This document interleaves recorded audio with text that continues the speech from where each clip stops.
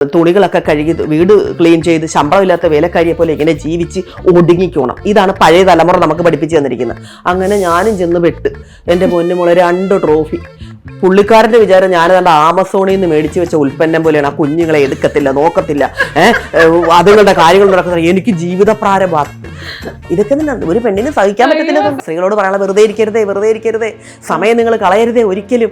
കാരണം ആരെയും നിങ്ങളോട് പറയാനുള്ളത് ഭർത്താവിനെ ചാരി നിൽക്കരുത്, അച്ഛനെ ചാരി നിൽക്കല്, സുഹൃത്തിനെ ചാരി നിൽക്കല്, നമ്മുടെ സ്വന്തം കാലിൽ തന്നെ നിൽക്കണം, മക്കളെ ചാരി നിൽക്കല്. ഇതാണ് എനിക്ക് പറയാനുള്ളത്. നമുക്ക് തുടങ്ങണമെന്നുള്ളിലൊരു ത്വരയുണ്ടെങ്കിൽ 0യിൽ നിന്ന് ബിസിനസ് തുടങ്ങാമെന്നാണ് ഞാൻ ഈ കാണിച്ചത്. 3 മാസം കൊണ്ട് 3 ഔട്ട്ലെറ്റായി. നമ്മുടെ മോദിജി പോലും ഇരിക്കുന്നത് അയാൾക്ക് കിട്ടിയ എക്സ്പീരിയൻസ് ആണ്, അദ്ദേഹത്തിന് കിട്ടിയ എക്സ്പീരിയൻസ് ആണ് അല്ലേ. എല്ലാ വലിയ ഉന്നതന്മാർ ഇപ്പൊ യൂസഫ് അലിയൊക്കെ ആണെങ്കിലും അദ്ദേഹത്തിനൊക്കെ ഒരുപാട് എക്സ്പീരിയൻസ് കിട്ടിയതുകൊണ്ടാണ് അദ്ദേഹം അവിടെ പോയിരിക്കുമ്പം അതിനൊരു എന്താ പറയുക, ഒരു മാജിക് ചെയ്യാന്നോർത്ത് ഞാൻ 2 കൽപ്പിച്ച് ചെയ്ത് ഒരു കടയെടുത്ത് വേഗം 28 ദിവസം കൊണ്ട് കട ഫിനിഷ് ചെയ്ത് ലൈസൻസ് എല്ലാം എടുത്ത് വേഗം തന്നെ ഒരു ഫിലിം സ്റ്റാറിനെയും ഇവിടെയുള്ള പിന്നെ നമ്മുടെ രാഷ്ട്രീയ ഹൈബീഡൻ ഉൾപ്പെടെ എല്ലാവരെയും വിളിച്ച് കൂട്ടി ഉദ്ഘാടന തലേദിവസമാണ് ബോബൻ സൗദിയിൽ നിന്ന് വരുന്നത്. പാട്ടേന്നായിരുന്നു. മാം എന്താണ് പഠിച്ചത്? മാം ഇത്രത്തോളം അല്ലല്ല, ഞാൻ പഠിച്ചത് എന്ന് പറഞ്ഞാൽ നിങ്ങൾ കേട്ടാ ചിരിക്കും. 10ാം ക്ലാസ്സിൽ PhD എടുത്തതാണ്. തോറ്റ് അല്ല, എന്തോ എനിക്ക് അതിനൊരു ബുദ്ധി ഇല്ലായിരുന്നു. എവിടെ ചെന്നാലും സിംഗിൾ എന്ന് ചോദിക്കും. ഇപ്പൊ ബോബൻ എന്റെ കൂടെ കൂടിയതാണല്ലോ. അപ്പൊ ഞാൻ കുറെ വിഷമിച്ചിട്ടുണ്ട് ഈ പേര് വെച്ച്. എന്റെ പേര് സിംഗിൾ എന്നാണ്. പക്ഷെ ഇപ്പൊ ഞാൻ ഈ പേര് വെച്ച് അഭിമാനിക്കുന്നു, സന്തോഷിക്കുന്നു. വേറെ പകരം വെക്കാൻ ആരുമില്ല.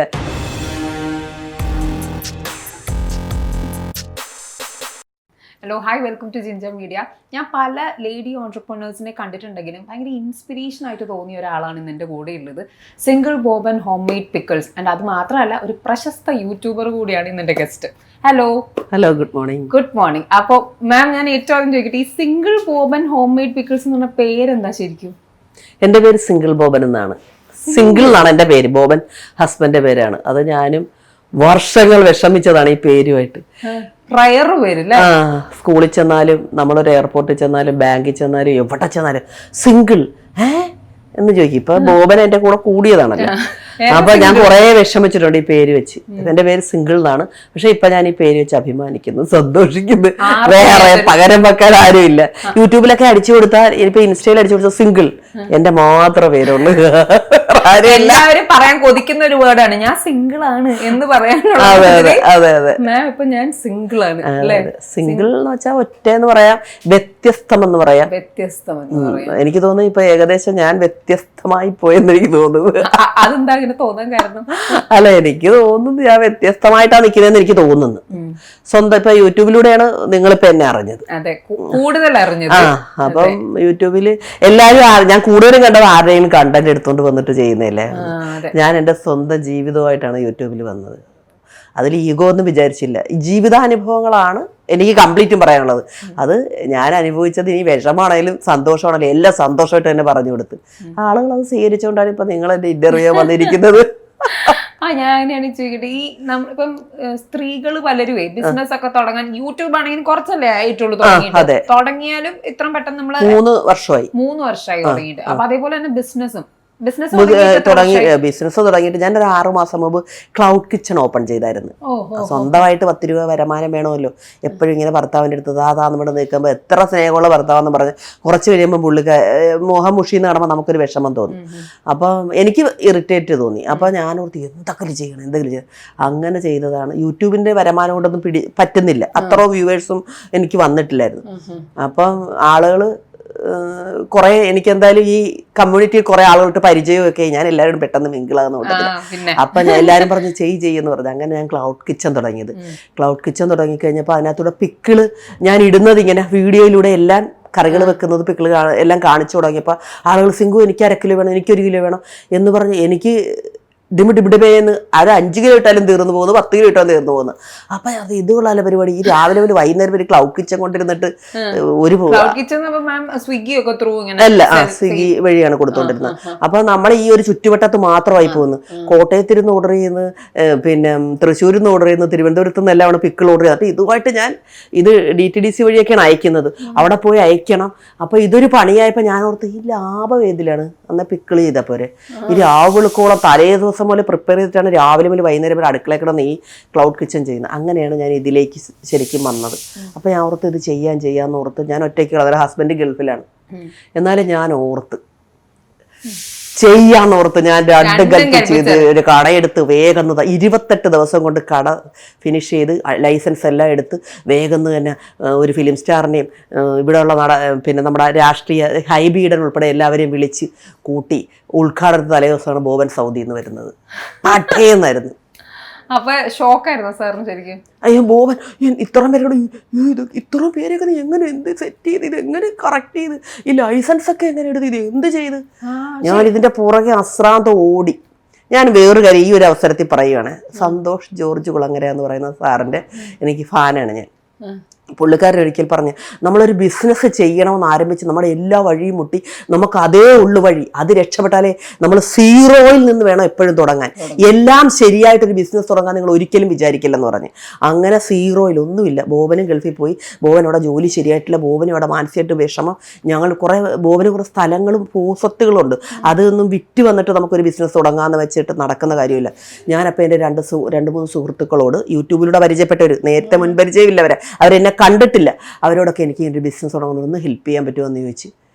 എനിക്ക് അവർ 10 വർഷം കഴിഞ്ഞ് തന്നാൽ മതി, സിംഗുവിന് ഉള്ളപ്പോൾ തന്നാൽ മതി എന്ന് പറഞ്ഞുകൊണ്ട് 10 ലക്ഷം 5 ലക്ഷം ഒക്കെ വെച്ച് ഓരോരുത്തർ തന്ന്, അമേരിക്കയിലും അയർലൻഡിലും അവിടെ ഇവിടെയൊക്കെ ഉള്ളവരാണ് തന്നത്. എൻ്റെ മുഖം ഇന്നും അവർ കണ്ടിട്ടില്ല, അവരിനി അവധിക്ക് വന്നാലേ കാണത്തുള്ളൂ. അവർ തന്നത് വെച്ച് അത് അപ്പം ഞാൻ സന്തോഷ് ജോർജ് കുളങ്ങര സാറ് പറഞ്ഞ്, നമുക്ക് തുടങ്ങണമെന്ന് ഉള്ളിലൊരു ത്വരയുണ്ടെങ്കിൽ സീറോയിൽ നിന്ന് ബിസിനസ് തുടങ്ങാമെന്നാണ് ഞാൻ ഈ കാണിച്ചത്. 3 മാസം കൊണ്ട് 3 ഔട്ട്ലെറ്റായി. അല്ല, ഓരോരുത്തരും ചിന്തിക്കേണ്ട കാര്യമാണ്, നമ്മുടെ കഴിവ് നമ്മുടെ ഉള്ളിലുണ്ട്. അതിന് വിദ്യാഭ്യാസം പ്രശ്നമല്ല, മറ്റ് സാഹചര്യങ്ങൾ, പണം ഒന്നും ഒരു പ്രശ്നമല്ല.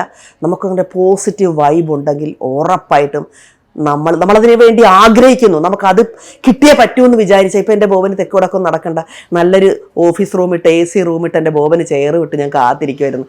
എയർപോർട്ടിൽ നിന്ന് വിളിച്ചുകൊണ്ട് വരുമ്പോൾ ബോബൻ ബ്ലാങ്കായിട്ടാണ് ഇങ്ങോട്ട് പോരുന്നത്. ഇവിടെ വന്ന് ബോബൻ ഇപ്പം ആരായി? എനിക്ക് ബോബനൊരു ഗിഫ്റ്റായിട്ട് ഞാനിത് കൊടുത്തിരിക്കുകയാണ്. ബോബൻ നടത്തിക്കോളും, ഞാനിങ്ങനെ പരസ്യം ചെയ്തുകൊണ്ടിരുന്നാൽ മതി, ബാക്കി സപ്പോർട്ട് കൊടുത്താൽ മതി. ഇപ്പം മാം ഇത് പറഞ്ഞപ്പോൾ ഈ സ്ത്രീകൾ പലരും പറയും, നമ്മൾ എങ്ങനെ ഇറങ്ങും, നമുക്ക് പല ബുദ്ധിമുട്ടുകളും വരില്ലേ, അതിപ്പോൾ ഫിനാൻഷ്യലി ആയിക്കോട്ടെ, സപ്പോർട്ട് ആയിക്കോട്ടെ, അല്ലെങ്കിൽ ഈ ഗവൺമെന്റ് ഓഫീസുകളും ഈ ലൈസൻസ് 28 ദിവസം കൊണ്ട് കിട്ടിയെന്ന് പറഞ്ഞാൽ എനിക്കത് കറക്റ്റായിട്ട് അറിയില്ല മെത്തേഡ്. എന്നാലും ഞാൻ പറയാം 28 ദിവസം കൊണ്ടൊക്കെ പെട്ടെന്ന് കിട്ടിയെന്ന് പറയുന്നത് വലിയൊരു കാര്യം. അതിന് വേണ്ടി മെനക്കെട്ടിറങ്ങി. ഈ സ്ത്രീകളോട് എന്താ പറയാനുള്ളത്? നിങ്ങൾ കുറെ പേരുണ്ടാവുമല്ലോ ബിസിനസ്. സ്ത്രീകളോട് പറയാനുള്ളത്, ഒരിക്കലും വെറുതെ ഇരിക്കരുതെന്ന് പറയുന്നു. നമ്മുടെ വേസ്റ്റാക്കി ഒരു സമയം പോലും കളയില്ല. ഞാൻ പറയുന്നത്, ഞാൻ എപ്പോഴും എല്ലാവരോടും പറഞ്ഞു കൊടുക്കുന്നത്, നിങ്ങൾ നന്നായി പ്രാർത്ഥിക്കുക. പ്രാർത്ഥിക്കുക എന്ന് പറഞ്ഞാൽ നമ്മളൊരു ബേസിക് പ്രാർത്ഥന ഉണ്ടെങ്കിൽ അവർക്കൊരു ആത്മവിശ്വാസം ഉണ്ടായിരിക്കും. മറ്റാരും സഹായിച്ചില്ലെങ്കിലും ആരെങ്കിലും ഒരാൾ നമ്മളുടെ സഹായമായി വരുമെന്നുള്ളൊരു വിശ്വാസം ദൈവത്തിൽ ഉറപ്പിച്ചുകൊണ്ട്, ആ വിശ്വാസം ദൈവത്തിൽ നമ്മൾ ഈ പ്രാർത്ഥന കൊണ്ട് കൂട്ടുകയും നമ്മൾ ആരെങ്കിലും ഒരു കൈ നമുക്ക് തരുമെന്ന് ഞാൻ അങ്ങനെ വിശ്വസിച്ചത്. അതേപോലെ വന്നില്ല, എത്ര കൈകൾ വന്ന് എന്നെ സഹായിക്കാൻ. ഇപ്പം നമ്മൾ ഇതിൻ്റെ ലാഭവിഹിതം അവർക്ക് കൊടുക്കുന്നുണ്ട്. അവർക്ക് വേണ്ടെന്ന് പറഞ്ഞു, പക്ഷേങ്കിൽ ഞാൻ അവർക്കായിട്ട് അത് മാറ്റുന്നുണ്ട്. കാരണം അത് നന്ദി വേണമല്ലോ, നമ്മളെ മാത്രം അല്ലല്ലോ, അവരത് തന്നിട്ട് അവർക്ക് പോലും ഇപ്പോൾ ഒരു അതിശയമായിട്ടുണ്ട്. ഇങ്ങനെ ഒരു ഒരു സന്തോഷം തോന്നില്ലേ, നമ്മൾക്ക് ഒരു സഹായം ചെയ്തിട്ട് നമ്മളവിടെ നമ്മൾ വെറുതെ അല്ല, നമ്മുടെ ഔദാര്യമല്ല, അവരും കൂടെ നമ്മളെ ഹെൽപ്പ് ചെയ്തുകൊണ്ടല്ലേ നമ്മളിൽ നിന്ന് അവർക്ക് അത് കിട്ടുന്നത്. അപ്പം കൊടുക്കൽ വാങ്ങൽ കറക്റ്റ് ആണെന്നുണ്ടെങ്കിൽ ഇനിയും നമ്മുടെ അടുത്ത് ആളുകൾ വരും. നമ്മൾ ഇതിലും വലിയ സംരംഭങ്ങളിലേക്ക് പോകാൻ പോവുകയാണ്. അപ്പം ഇതൊക്കെയാണ് എനിക്ക് പറയാനുള്ള. സ്ത്രീകളോട് പറയാനുള്ള, വെറുതെ ഇരിക്കരുതേ, സമയം നിങ്ങൾ കളയരുതേ ഒരിക്കലും. കാരണം ആരെയും നിങ്ങളോട് പറയാനുള്ളത്, ഭർത്താവിനെ ചാരി നിൽക്കരുത്, അച്ഛനെ ചാരി നിൽക്കല്, സുഹൃത്തിനെ ചാരി നിൽക്കല്, നമ്മുടെ സ്വന്തം കാലിൽ തന്നെ നിൽക്കണം, മക്കളെ ചാരി നിൽക്കല്. ഇതാണ് എനിക്ക് പറയാനുള്ളത്. എന്താണെന്ന് വെച്ചാൽ, ചാരി നിൽക്കുന്നവർ ചാരി എന്നും നിൽക്കും. നമ്മൾ ഒറ്റയ്ക്ക് നിൽക്കണം. ഒറ്റയ്ക്ക് നിൽക്കുമ്പോൾ ശക്തി കൂടും. ദൈവം ഈ പ്രപഞ്ചം നമ്മളെ ആഗ്രഹിക്കുന്നതിലേക്ക് കൊണ്ടുവരും. ഉറപ്പായ കാര്യമാണ്. നിങ്ങൾ ആഗ്രഹിക്കും, ഒരു മലയോളം ആഗ്രഹിക്കും, ഒരു കുന്നോളമെങ്കിലും നമ്മളിലേക്ക് വരുമെന്ന് പണ്ടുള്ളവർ പറയുന്നത് സത്യം തന്നെയാണ്. സ്വന്തം കഴിവുകൾ, ഒരുപാട് കഴിവുള്ള സ്ത്രീകൾ ഇവരെയും ചാരി, ഭർത്താവിനെ ചാരി, എല്ലാം ഭർത്താവ് തട്ടെന്ന് പറഞ്ഞിട്ട് സമയം കളയുന്നവരുണ്ട്. എന്നിട്ട് വിലപിക്കുകയും വേദനിക്കുകയാണ്. നിങ്ങൾ സ്വന്തമായിട്ട് ഇറങ്ങണം, എന്തെങ്കിലും ചെയ്യണം. പിന്നൊരു കാര്യമാണ്, ദുരഭിമാനം പാടില്ല.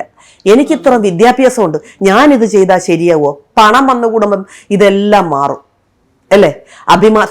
അതായത് നല്ല മാർഗത്തിലൂടെ പണം ഉണ്ടാക്കുമ്പോൾ സമൂഹം നമ്മളെ അംഗീകരിക്കും അല്ലേ? മോശം മാർഗത്തിലൂടെ പണം ഉണ്ടാക്കിയ താൽക്കാലികമായി നമ്മൾ നിലനിൽക്കുമെങ്കിലും അവസാന ഘട്ടം നമ്മുടെ കയ്യിൽ നിന്ന് അതെല്ലാം നഷ്ടപ്പെട്ട് നമ്മളെ സമൂഹം പുച്ഛത്തോടെ നോക്കും. ആണല്ലേ?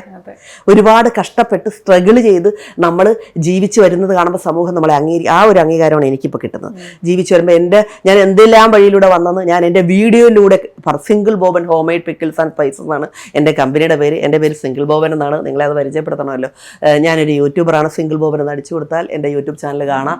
2 വർഷം മുമ്പുള്ള വീഡിയോകൾ കണ്ടെങ്കിൽ മാത്രമേ നിങ്ങൾക്ക് ഞാൻ ആരാണെന്ന് മനസ്സിലാകത്തുള്ളൂ. ഇപ്പോൾ ഇവരും എന്നെ കംപ്ലീറ്റ് മനസ്സിലാക്കിയിട്ടാണ് ഇവിടെ ഇരിക്കുന്നതെന്ന് എനിക്കറിയത്തില്ല. കാരണം എൻ്റെ പഴയ വീഡിയോകൾ കണ്ടാലേ ഞാൻ എന്തായിരുന്നു എന്ന് നിങ്ങൾക്ക് മനസ്സിലാകത്തുള്ളൂ. മാം ഇത് പറഞ്ഞപ്പോൾ മാം ചൂണ്ടിക്കാട്ടിയ വലിയൊരു കാര്യമുണ്ട്. കുറെ വിദ്യാഭ്യാസം ഉള്ളതുകൊണ്ട് മാത്രം ഒരു ബിസിനസ്സിലേക്ക് മാം എന്താണ് പഠിച്ചത്? മാമിന് ഇത്രത്തോളം അല്ലല്ല, ഞാൻ പഠിച്ചത് എന്ന് പറഞ്ഞാൽ നിങ്ങൾ കേട്ടാ ചിരിക്കും. 10ാം ക്ലാസ്സിൽ PhD എടുത്തതാണ്.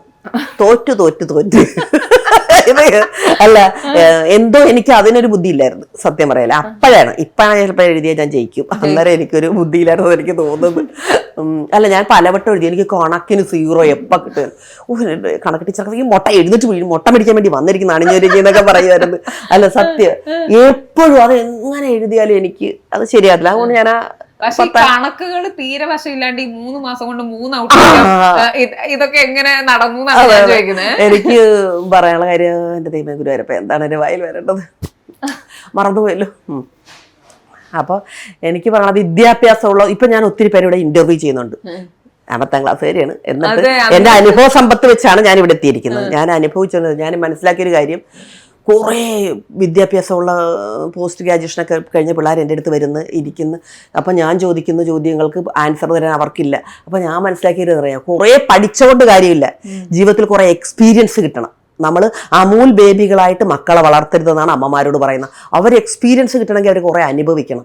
ജോലി തേടി അലയണം, പഠിക്കാൻ ബുദ്ധിമുട്ടിയാൽ പഠിക്കണം, എല്ലാ വീട്ടിലെ എല്ലാ ജോലികളും ചെയ്യണം. നമ്മുടെ സാമ്പത്തിക ബുദ്ധിമുട്ടും സാമ്പത്തികം ഉള്ള അവസ്ഥയെല്ലാം അവർ, അതായത് മുളക് കൂട്ടി കഞ്ഞി കുടിക്കാനും പഠിക്കണം, ഹൈ ആയിട്ടുള്ള ഭക്ഷണം കഴിക്കാനും പഠിക്കണം, ചെറിയ തട്ടുകടയിൽ നിന്ന് ഭക്ഷണം കഴിക്കാനും പഠിക്കണം, ഹൈ ആയിട്ടുള്ള നല്ല 5 സ്റ്റാർ കടയിൽ നിന്ന് കഴിക്കാനും പഠിക്കണം. എല്ലാവരെ പഠിപ്പിച്ചിടണം എല്ലായിടത്തും, അല്ലേ? തറയിൽ കിടന്ന് ഉറങ്ങാനും പഠിക്കണം, ബെഡിൽ കിടന്നുറങ്ങാനും പഠിക്കണം. ഏത് സാഹചര്യത്തിൽ ഇപ്പൊ കൂട്ടാകും ഇവർ പുറത്തു പോകുമ്പോൾ നല്ലൊരു ഹോസ്റ്റലിലെങ്കിൽ അമ്മമാർ പറയും എളുപ്പം മറിക്കുക, നല്ലൊരു സ്ഥലത്തോട്ട് പോകും. അങ്ങനെ ചെയ്യരുത്. അവർ ആ കൂട്ടമായിട്ടുള്ള സ്ഥലത്ത് ബുദ്ധിമുട്ടി അവരുടെ ഒപ്പം ചേർന്ന് പഠിക്കുക. എല്ലാം നമ്മൾ ഇവരെ പഠിപ്പിക്കണം. എങ്കിൽ മാത്രമേ ഒരു ബോൾഡ് ആകത്തുള്ളൂ. വേഗം സൗകര്യം കൊടുക്കുമ്പോൾ ഇവർ അമൂൽ ബേബികളായിട്ട് വളർന്നു വന്നിട്ട് കുറേ ഡിഗ്രികൾ പേപ്പർ മാത്രം ഇവരുടെ കയ്യിൽ കാണും. ഇവർക്ക് അതുകൊണ്ട് ജീവിതത്തിൽ ഒന്നും നേടാൻ പറ്റില്ല. മരമൊണ്ണകളും മൊണ്ണത്തികളും ആയിരിക്കും. ഇവിടെ കുറെ എണ്ണം വന്നിട്ട് അവർക്കൊരു ചുക്കും അറിയത്തില്ല.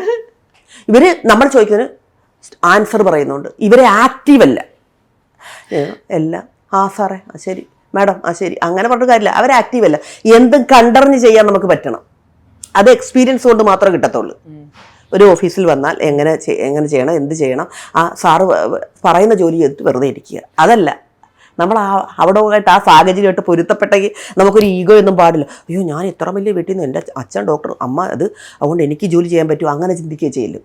അങ്ങനെ ചിന്തിക്കാതെ നമ്മുടെ മക്കള് എല്ലാ കാര്യത്തിലും നല്ല പ്രസരിപ്പോടെ നിൽക്കുന്ന, ഒന്നിനും മടിയില്ലാതെ ചെയ്യുന്ന അവരാക്കിയെടുക്കണം. കുറെ വിദ്യാഭ്യാസം മാത്രം കൊടുത്തുകൊണ്ട് മരമൊണ്ണകളായി മാത്രമേ പോകത്തുള്ളൂ. അല്ല, സത്യമായിട്ട് സ്വന്തമായിട്ട് പഠിച്ചിട്ട് വെറുതെ ഇരിക്കുകയാണ്. ജോലി കണ്ടെത്താൻ അവർക്ക് പോലും കഴിയില്ല. അച്ഛനും അമ്മയും വിളിക്കുകയാണ്, ഒരു ജോലി കൊടുക്കുന്നു. ഇവർക്ക് അതിന് അച്ഛൻ്റെ അമ്മയുടെ നിന്ന് സുഖിച്ച് ജീവിക്കുക, അല്ലെങ്കിൽ ഇതൊരു ചെറിയ ഷെൽട്ടറിൽ എന്തെങ്കിലും ജോലി കിട്ടിയാൽ അങ്ങനെ കഴിഞ്ഞു പോവുക. ഉയരണമെന്നൊരാഗ്രഹമില്ല. മനസ്സിലായേ? അതെന്തുകൊണ്ട്? എക്സ്പീരിയൻസ് ഇല്ലാത്തത് കൊണ്ടാണ്. ജീവിതത്തിൽ എക്സ്പീരിയൻസ് കിട്ടിയെങ്കിൽ മാത്രമേ വിദ്യാഭ്യാസം കൊണ്ട് പ്രയോജനമുള്ളെന്ന് ഞാൻ പറയും. അങ്ങനെയുള്ളവരാണ് ഉന്നത തലങ്ങളെല്ലാം. നമ്മുടെ മോദിജി പോലും ഇരിക്കുന്നത് അയാൾക്ക് കിട്ടിയ എക്സ്പീരിയൻസ് ആണ്, അദ്ദേഹത്തിന് കിട്ടിയ എക്സ്പീരിയൻസ് ആണ്, അല്ലേ? എല്ലാ വലിയ ഉന്നതന്മാർ, ഇപ്പൊ യൂസഫ് അലിക്ക് ആണെങ്കിൽ പോലും അദ്ദേഹത്തിനൊക്കെ ഒരുപാട് എക്സ്പീരിയൻസ് കിട്ടിയതുകൊണ്ടാണ് അദ്ദേഹം അവിടെ പോയിരിക്കുമ്പം അതിനൊരു എന്താ പറയുക, ഒരു മാജിക് കാണിക്കാൻ പറ്റുന്നത്. ബാക്കിയുള്ളവരുടെ വിഷമങ്ങളും കണ്ടറിഞ്ഞ് എല്ലാവരെയും മനസ്സിലാക്കുന്നത് കൊണ്ട് എന്തുകൊണ്ടാണ് അങ്ങനെ ആ ഇല്ലായ്മ അനുഭവിച്ച് വന്നിട്ടാണ് ആ സിംഹാസനത്തിൽ കയറിയിരിക്കുന്നത്. അപ്പൊ അങ്ങേക്ക് എക്സ്പീരിയൻസുകൾ ഒരുപാടുള്ളതുകൊണ്ട് എല്ലാവരെയും വേഗം മനസ്സിലാവും. അങ്ങനെയുള്ളവര് ശോഭിക്കും. മാം ഇത്ര നേരം പറഞ്ഞു ഈ ലൈഫ് എക്സ്പീരിയൻസ് ആണ് ഒരിടത്ത് വരെ ഒരാളെ എത്തിക്കുന്നത്. മാമിന്റെ ലൈഫിൽ ഏറ്റവും വലിയൊരു എക്സ്പീരിയൻസ് എന്താണ്? എൻ്റെ ജീവിതത്തിൽ എക്സ്പീരിയൻസ് പറഞ്ഞാൽ, ഞാൻ വളരെ ചെറുതിലേ തന്നെ 4 വയസ്സുള്ളപ്പോൾ എൻ്റെ അച്ഛനമ്മയും എന്നെ ഗർഭിണിയായിരിക്കുമ്പോൾ അച്ഛനമ്മയും പിരിഞ്ഞു പോയതാണ്. അമ്മ വേറെ വിവാഹം ചെയ്തു, അച്ഛൻ വേറെ വിവാഹം ചെയ്തു. അതിലൊക്കെ മക്കളുമായിട്ട് അവർ അവരുടേതായ ജീവിത സെറ്റപ്പ് നോക്കി പോയപ്പോൾ ഞാൻ എൻ്റെ അമ്മ വീട്ടിൽ തനിച്ചായി പോയി വളരെ ചെറുപ്പത്തിൽ.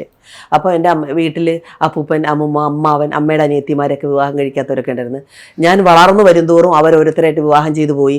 അപ്പൂപ്പനും അമ്മയും മരിച്ചുപോയി.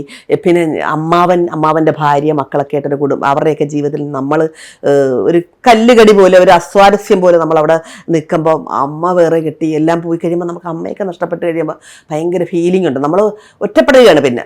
പക്ഷേ അന്നേരം കുറേ രാവിലെ സ്കൂളിൽ പോവുക, വൈകുന്നേരം വരിക, നമുക്ക് നമ്മുടെ കാര്യം വളരെ ചെറുതിലെ സ്വന്തമായി തുണി കഴുകുക, സ്വന്തമായി ആ വീട്ടിലെ ജോലികളെല്ലാം ചെയ്തു കൊടുക്കുക. അപ്പോൾ നമുക്ക് അവിടുന്ന് ജോലി ചെയ്തേ പറ്റും. നമ്മുടെ അച്ഛനമ്മയൊന്നുമല്ലല്ലോ നീ പക്ഷേ നിനക്ക് പനിയാണോ, വെറുതെ കിടന്നു, അല്ലെ റെസ്റ്റ് എടുക്കുമെന്ന് പറയാം. വല്ലവരുടെയും വീട്ടിൽ നിൽക്കുമല്ലോ. എന്തെല്ലാം പറഞ്ഞാലും അല്ലെ സാമ്പത്തികമൊക്കെ ഉള്ള അച്ഛനും അമ്മയായിരിക്കണം. നമുക്ക് സാമ്പത്തികമൊക്കെ തന്ന് നമ്മളെ പ്രൊട്ടക്റ്റ് ചെയ്ത് നമ്മളെ അവിടെ നിർത്തിയിരിക്കണം. അതല്ലല്ലോ ഇവരങ്ങിട്ടിട്ട് അവർക്ക് ആവശ്യമില്ലാത്തൊരു വസ്തുവിനെ ഉപേക്ഷിച്ചിട്ട് പോയണൊക്കെ എപ്പോഴും ആവശ്യമില്ലാതെ അവർക്ക് ജനിപ്പിച്ച് എന്നിട്ട് അവരവിടെ ഉപേക്ഷിച്ചിട്ട് അങ്ങോട്ട് പോയി. അപ്പോൾ ആ എക്സ്പീരിയൻസ് ആണ് സത്യത്തിൽ എൻ്റെ ജീവിതത്തിൽ കിട്ടിയ ഏറ്റവും നല്ല എക്സ്പീരിയൻസ്. അതുകൊണ്ടാണ് എനിക്ക് സത്യം പറഞ്ഞ ആത്മധൈര്യത്തോടെ ഇന്ന് നിൽക്കാനുള്ള ധൈര്യം കിട്ടിയത്. എനിക്ക് വിജയിക്കണം, എനിക്ക് രക്ഷപ്പെടണം, എനിക്ക് വിജയിക്കണം, സ്വന്തം കാലം നിൽക്കണം. അത് കഴിഞ്ഞ് വിവാഹം കഴിച്ച് പിന്നെ എന്താ പറയുക, ഇവിടുന്ന് വറചട്ടിന്ന് എരുതിയിൽ വീഴുന്നതൊക്കെ ജീവിതം കിട്ടി മോളെ. അയ്യോ ഞാൻ പകച്ചുപോയി. അപ്പം ഇതൊന്നും നമ്മുടെ ഒരു ചുറ്റുവട്ടത്ത് ഉള്ള ചിന്താഗതി എന്നറിയാവാ, ഒരു സ്ത്രീ കല്യാണം കഴിച്ചാൽ ഭർത്താവിൻ്റെ കീഴിൽ അവൻ തരുന്നത് കൊണ്ട് ജീവിച്ചോണം, അവനെ ദൈവത്തെ പോലെ പൂജിക്കണം. രാവിലെ എഴുന്നേറ്റ് ഭർത്താവിൻ്റെ കാല് തൊട്ട് വന്നിച്ച് അമ്മായിയച്ഛനും അമ്മായിയമ്മയ്ക്കും ആ വീട്ടിലെ തുണികളൊക്കെ കഴുകി വീട് ക്ലീൻ ചെയ്ത് ശമ്പളമില്ലാത്ത വേലക്കാരിയെ പോലെ ഇങ്ങനെ ജീവിച്ച് ഒടുങ്ങിക്കോണം. ഇതാണ് പഴയ തലമുറ നമുക്ക് പഠിപ്പിച്ച് തന്നിരിക്കുന്നത്. അങ്ങനെ ഞാനും ചെന്ന് പെട്ട്. എൻ്റെ പൊന്നുമോളെ 2 ട്രോഫി. പുള്ളിക്കാരൻ്റെ വിചാരം ഞാനതാണ്ട് ആമസോണിൽ നിന്ന് മേടിച്ച് വെച്ച ഉൽപ്പന്നം പോലെയാണ്. ആ കുഞ്ഞുങ്ങളെ എടുക്കത്തില്ല, നോക്കത്തില്ല, അതുങ്ങളുടെ കാര്യങ്ങൾ നടക്കുന്നില്ല. എനിക്ക് ജീവിത പ്രാരംഭം. ഇതൊക്കെ തന്നെ ഒരു പെണ്ണിന് സഹിക്കാൻ പറ്റത്തില്ല. പക്ഷെ മാം പറയുന്ന കേൾക്കുമ്പോഴേ എനിക്ക് അറിയാതെ ചിരിയൊന്നു. സോറി കേട്ടോ, ആമസോണിൽ നിന്ന് ഞാൻ വാങ്ങിച്ചു വെച്ചേക്കും. ഞാനപ്പോ ഇപ്പോഴത്തെ ഇതിൽ പറയുമോ ഞാൻ, അപ്പൊ സ്വന്തമായിട്ട് സൃഷ്ടിച്ച മക്കൾ തമ്മിൽ മക്കളോടൊരു ഉത്തരവാദിത്വവും കാണിക്കാത്ത ആൾക്കാരുടെ കൂടെയൊക്കെ എങ്ങനെ ജീവിക്കും? അങ്ങനെ ഒരു 20 എനിക്ക് എൻ്റെ മോൾക്കൊരു 17 വയസ്സ് 18 വയസ്സുള്ളപ്പോൾ ഞാൻ അതിൽ നിന്ന് ഞങ്ങൾ ഒരു വീട്ടിൽ 2 വ്യക്തികളായി വർഷങ്ങളോളം കഴിഞ്ഞ് അതിനുശേഷം ഞങ്ങൾ പിരിഞ്ഞ് കഴിഞ്ഞിട്ടാണ് ബോബനെ ഞാൻ കണ്ട് വിവാഹം കഴിക്കുന്നത്. നല്ല സൂപ്പർ ലൈഫായി. പിന്നെ മനസ്സിലായി, ആ ജീവിതം മാറിയ ടേണിംഗ് പോയിന്റിലാണ് ഇപ്പൊ നിങ്ങളെല്ലാം വന്നിരിക്കുന്നത്. പക്ഷെ ആ ഒരു ടേണിംഗ് പോയിന്റ് ഭയങ്കര ബ്യൂട്ടിഫുൾ ആണ്. അതെ അതെ അതെ അതെ. പിന്നെ ബോബൻ എനിക്ക് സാമ്പത്തിക സപ്പോർട്ടല്ല, മാനസിക സപ്പോർട്ടാണ് ബോബൻ തരുന്നത്. സാമ്പത്തികം എന്ന് പറഞ്ഞാൽ ബോബന് കുറെ സ്ഥലവും ഭൂമിയൊക്കെ അതിൽ ഞങ്ങൾ തൊട്ടിട്ടില്ല. അത് ഇനി നമ്മൾ ഭാവിയിൽ അതൊക്കെ ഉപയോഗിക്കുമായിരിക്കും. ഇപ്പം ഇതുവരെ നമ്മൾ അതേൽ ഒന്നും കൈകാര്യം ചെയ്തിട്ടില്ല. എനിക്ക് പറയാനുള്ള കാര്യം, ഇപ്പം നമ്മൾ നിലനിൽക്കുന്നത് നമ്മൾ ഈ പറഞ്ഞ കണക്ക് ഞാൻ എങ്ങുമില്ല, എന്തെങ്കിലും ചെയ്തേ പറ്റൂ എന്ന് തോന്നിയിട്ട് വേഗം തോന്നി, എൻ്റെ മനസ്സിൽ തോന്നി, ഗുരുവായൂരപ്പൻ്റെ അനുഗ്രഹം കൊണ്ട് എനിക്ക് മനസ്സിൽ തോന്നി ചെയ്തൊരു സംഭവമാണ്. അത് സക്സസ് ആയി. പിന്നെ ഞാൻ തന്നെയാണ് കുക്ക് ചെയ്യുന്നത്, ഇത്രയും പേരെ ഡീൽ ചെയ്യുന്നത് ഞാൻ തന്നെയാണ്. 15 നമ്മളിവിടെ വന്നപ്പോ കണ്ടു എന്തൊക്കെ വെച്ചേക്കുന്നത്, no nail polish, no jewellery, അതൊക്കെ കണ്ടു കഴിഞ്ഞപ്പോ നമുക്ക് മീൻസ് നിങ്ങളത് ടേക്ക് കെയർ ചെയ്യുന്ന രീതിയെ പെർഫെക്റ്റ്, ഭയങ്കര ഹൈജീനിക് ആയിട്ട് നിങ്ങൾക്ക് നേരിട്ട് വന്ന് കാണാമല്ലോ. അതെ. അപ്പൊ അത് ഇപ്പൊ എത്ര പേരുണ്ട്, എന്തെല്ലാം പ്രൊഡക്ട്സ് ഉണ്ട്? 2 ഡ്രൈവർമാർ ഉൾപ്പെടെ 15 പേരുണ്ട്. 18 തരം പിക്കിൾസ് ഇടുന്നുണ്ട്. അതെല്ലാം ഞാൻ തന്നെ ഇടുന്നത്. ഇവരെല്ലാം ഹെൽപ്പ് ചെയ്ത് എല്ലാം അരിഞ്ഞ് എല്ലാം ഇഞ്ചി പച്ചമുളക് ഇൻഗ്രീഡിയൻസ് എല്ലാം എടുത്ത് വെക്കുമ്പോൾ ഞാൻ തന്നെ ചെന്നാണ് എല്ലാ കാര്യവും നോക്കി പാകത്തിനെല്ലാം കറക്റ്റ് ചെയ്ത് മിക്സ് കൂട്ട് എൻ്റെതാണ്. അങ്ങനെ ബാക്കി എല്ലാവരും അറേഞ്ച് ചെയ്ത് വെക്കും. എല്ലാം നമ്മൾ ലൈവിൽ ചെയ്യുവാണ്. ഇത് മെഷീനിലൊക്കെ ചെയ്താൽ രുചി ഉണ്ടാകത്തില്ല. നമ്മൾ ഇടത്തുനിന്ന് വരുന്ന ട്രഡീഷണൽ സാധനം വാങ്ങാനാണ് വരുന്നത്, പഴയ രുചിയുള്ള അച്ചാറ് വാങ്ങാനൊക്കെ. നിങ്ങൾ കൂട്ടി നോക്കിയിട്ട് ഇഷ്ടപ്പെട്ടു? അപ്പോൾ നമ്മൾ അങ്ങനെ ഉണ്ടാക്കുമ്പോൾ ആളുകൾ അത് വിശ്വസിച്ചല്ലേ വരുന്നത്. പിന്നെ നമുക്ക് എല്ലാം മാർക്കറ്റിൽ കിട്ടുന്നത് മായം ചേർത്ത മുളകുപൊടി, മല്ലിപ്പൊടി, മഞ്ഞപ്പൊടിയൊക്കെ അല്ലേ കിട്ടുന്നത്. അപ്പം മായം ചേരാത്ത എവിടെയുണ്ട്, അല്ലെ രുചിയുള്ള പിക്കിൾസ് എവിടെയുണ്ട്? ഈ പ്രിസർവേറ്റീവ്സ് ഒന്നും ചേർക്കുന്നില്ല ഞാൻ. അതുകൊണ്ട് തന്നെ കൂടുതലാണ് ഇരിക്കില്ല. അപ്പോൾ നമ്മൾ അതൊന്നും ചേർക്കാതെ ആ ജെനുവിനായ സാധനം വാങ്ങാനാണ്. മലയാളിക്കൊരു സംഭവമുണ്ട്, രുചിയുണ്ടോ അവൻ എവിടെ ഓട്ടോറിക്ഷ പിടിച്ചാണെങ്കിലും പോയി കഴിക്കും, അല്ലേ, വാങ്ങിക്കും കഴിക്കും ഒക്കെ ചെയ്യും. നല്ലതാണോ അവൻ അതിന് വിലയും നോക്കത്തില്ല, ക്വാളിറ്റി നോക്കും. ഞാൻ ചോദിക്കട്ടെ മാം, ഇപ്പൊ ഇത് നമ്മൾ കടകളിലൊന്നും കൊടുക്കുന്നില്ല? കടകളിൽ ഞങ്ങൾ തുടങ്ങുന്നതേ ഉള്ളൂ. കടകളിൽ കൊടുക്കാൻ ഞങ്ങൾക്ക് ഇവിടെ തികയുന്നില്ല മോളെ. നമുക്ക് പ്രൊഡക്ഷൻ കൂട്ടണ്ടേ.